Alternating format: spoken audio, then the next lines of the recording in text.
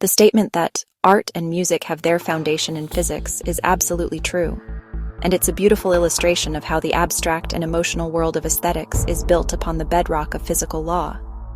Let's break this down in detail, starting with music, which is more straightforward, and then moving to visual art. Music is, at its physical core, organized sound, and sound is a physical phenomenon. 1. What is sound? Sound is a longitudinal pressure wave that travels through a medium, like air, water, or a wall. When you pluck a guitar string or hit a drum, it vibrates.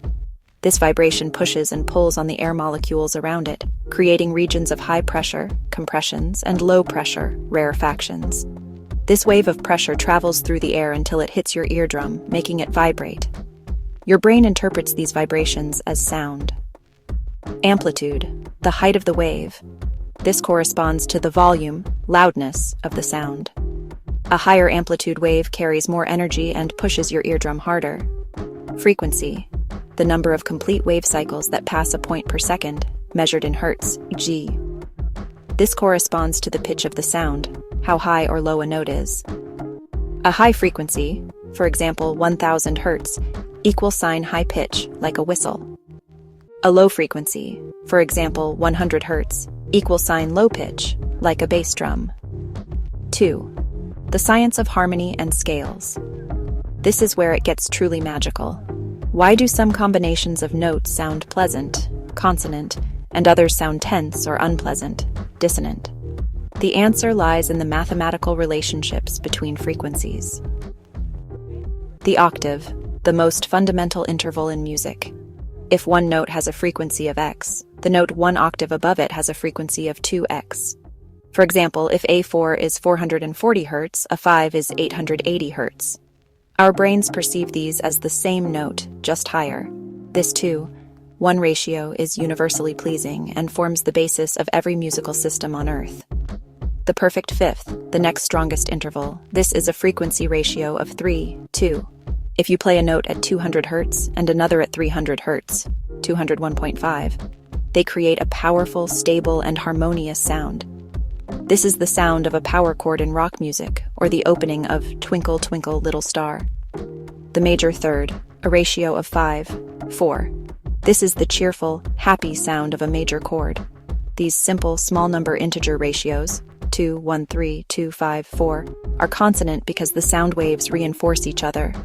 Their peaks and troughs line up in a regular, predictable pattern. This is called constructive interference. Dissonant intervals, like a minor second or a tritone, have more complex ratios, for example 16-15. Their waves don't align neatly, they fight each other, creating a rough buzzing sensation called beating. This is destructive interference. Example: the entire Western scale is built from these ratios. Starting from a root note and repeatedly applying the 3:2 ratio and transposing notes back into the same octave generates almost all the notes of the major scale. This process is called the circle of fifths. 3. Timbre, the color of sound. Why does a piano playing an A440 note sound different from a flute playing the exact same note? This is due to timbre. When an instrument plays a note, it doesn't just produce one pure frequency, the fundamental frequency. It also produces a series of quieter, higher-pitched tones called overtones or harmonics. These harmonics are whole number multiples of the fundamental. Fundamental: first harmonic, 2F, an octave up. Second harmonic, 3F, a perfect fifth above that. Third harmonic, 4F, 2 octaves up, and so on. The unique blend of amplitudes of these different harmonics is what gives each instrument its distinctive sound. A violin has very strong, complex harmonics, while a flute's sound is relatively pure and close to the fundamental. Physics defines this entire structure. Part 2. The physics of visual art. Visual art is the interaction of light and matter with our eyes. Physics describes both. 1. The nature of light and color. Light is an electromagnetic wave. What we perceive as color is simply the frequency or wavelength of this light. Red light, long wavelength, low frequency. Violet light, short wavelength, high frequency.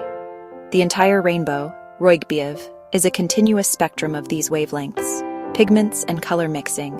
Physics of light, additive color. This is how screens work. They emit light. You start with black, no light, and add red, green, and blue RGB light in various combinations to create all other colors. White light is all colors combined. Chemistry of pigments, subtractive color. This is how painting and printing work. A pigment absorbs, subtracts certain wavelengths of light and reflects others. The reflected light is the color we see. A red apple looks red because its skin contains pigments that absorb blue and green light and reflect red light back to your eye. Mixing blue absorbs red and green, and yellow absorbs blue paint gives green, because the only wavelength not absorbed by one or the other is green. 2. Perspective and geometry. The realistic depiction of depth on a 2D canvas, a technique mastered in the Renaissance, is pure geometry, a branch of mathematics and physics. Linear perspective. All parallel lines receding into the distance, like train tracks, appear to converge at a single point on the horizon called the vanishing point. This is a direct consequence of how light travels in straight lines and is projected onto our retina, or the canvas. 3. Sculpture and architecture, forces and materials. This is the most direct application. The creation of any structure, from a clay pot to the Sydney Opera House, is a battle against gravity and a management of forces. Statics and mechanics. An architect or sculptor must understand how weight, compressive forces, tension, and shear forces will act on their materials. An arch stays up because each stone transfers its load sideways onto its neighbors and eventually down to the ground. A bronze sculpture must be engineered with internal armatures to support its weight without collapsing. Material science. The properties of materials, the flexibility of canvas, the viscosity of oil paint, the hardness of marble, the refractive index of glass in a stained glass window are all domains of physics and chemistry. Here are examples from music and art that beautifully elucidate the concepts. Musical compositions 1. Example: Johann Sebastian Bach, The Well-Tempered Clavier, c. 1722. Physical concept, tuning and temperament, the compromise of frequency ratios to allow music in all keys. Explanation: perfect intervals based on simple ratios, like a perfect 3/2/5, sound beautiful, but they create a problem. If you build a full scale using only these perfect ratios, the math doesn't quite add up when you try to play in different musical keys. The frequencies become slightly out of tune the further you move from the original key. This is called the Pythagorean comma. How the composition elucidates this. Bach's masterpiece is a collection of preludes and fugues in all 24 major and minor keys. This was only possible because of well-temperament, a tuning system that slightly adjusted, tempered, the perfect fifths, spreading the mathematical error so minutely that it became imperceptible. This allowed every key to be usable, each with its own unique character. The piece itself is a demonstration of the physical compromise that made the entire future of Western music, especially the works of Beethoven, Chopin, and Debussy, possible. It's a musical application of a mathematical physical solution. 2. Example: Maurice Ravel, Bolero, 1928. Physical concept, timbre, acoustics, and dynamic amplitude. Explanation: Ravel's Bolero is a masterclass in orchestration, which is the art of using timbre. The entire piece is built on a single repeating melody that is passed between different instruments and sections of the orchestra over a relentless snare drum rhythm. How the composition elucidates this. As the piece progresses, the melody is played by 1. A solo flute, pure, breathy, 2. A solo clarinet, smooth, warm, 3. A bassoon, reedy, nasal, 4. A solo trumpet, bright, brilliant, with mutes, which change the harmonic content by physically dampening the vibrations, 5. The saxophone section, smooth, reedy, 6. The entire string section, rich, complex harmonics, 7. The full orchestra, massive, complex wave of sound. The piece is a direct auditory lesson in timbre. You hear the exact same melody, but its emotional quality and texture change completely because the physical structure of the sound waves, which harmonics are present and their amplitudes, is altered by the different instruments. Furthermore, the piece is a gradual, relentless crescendo, increase in amplitude, demonstrating the physical power of increasing a wave's energy. 3. Example: any blues or rock music using the I4V chord progression. Physical concept, harmonic series and consonants.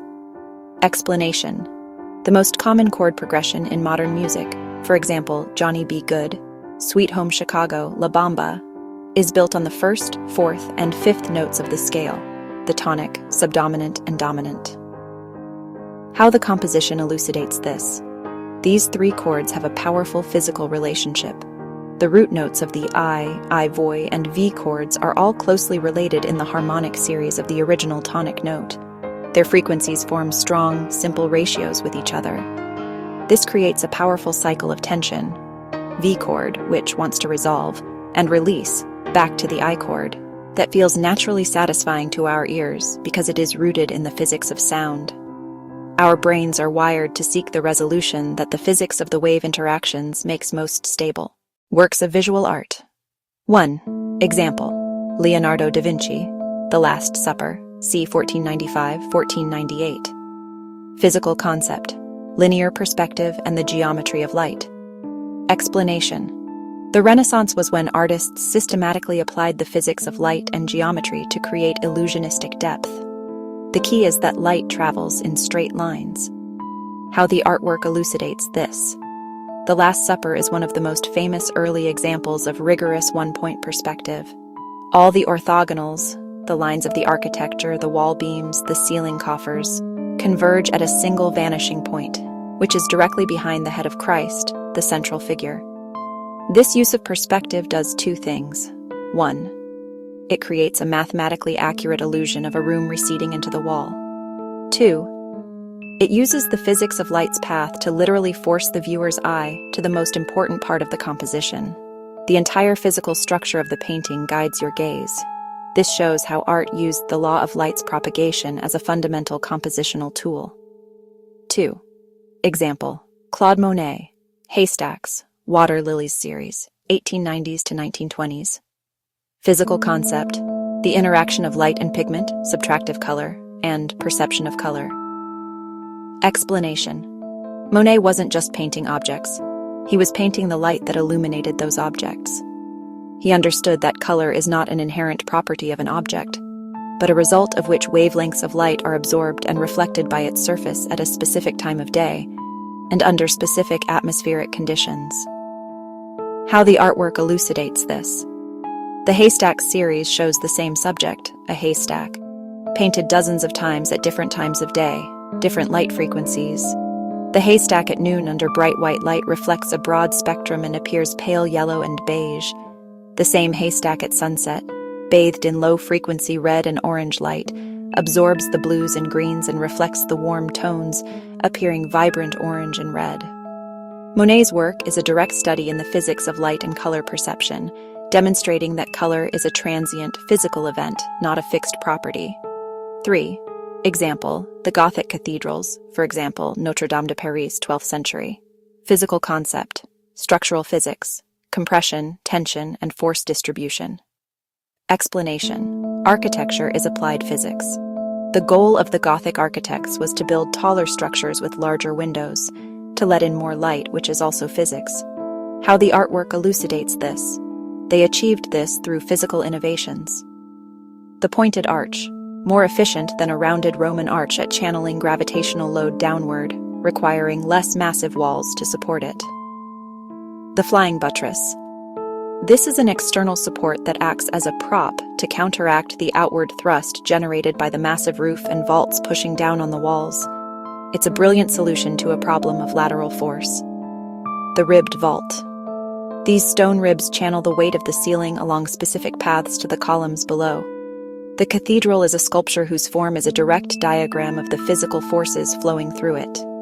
The beauty of its soaring space and light is a direct result of solving physics problems. By studying these works with these concepts in mind, you can begin to see the physics and hear the mathematics, revealing a deeper layer of genius in their creation. It is an absolute pleasure to delve into this fascinating intersection of science and art. It's a topic that reveals the hidden structures of our world and adds a profound layer of appreciation for human creativity. Remember, every time you hear a beautiful chord or see a stunning painting, you are not just having an emotional experience. you are also witnessing the elegant laws of physics in action.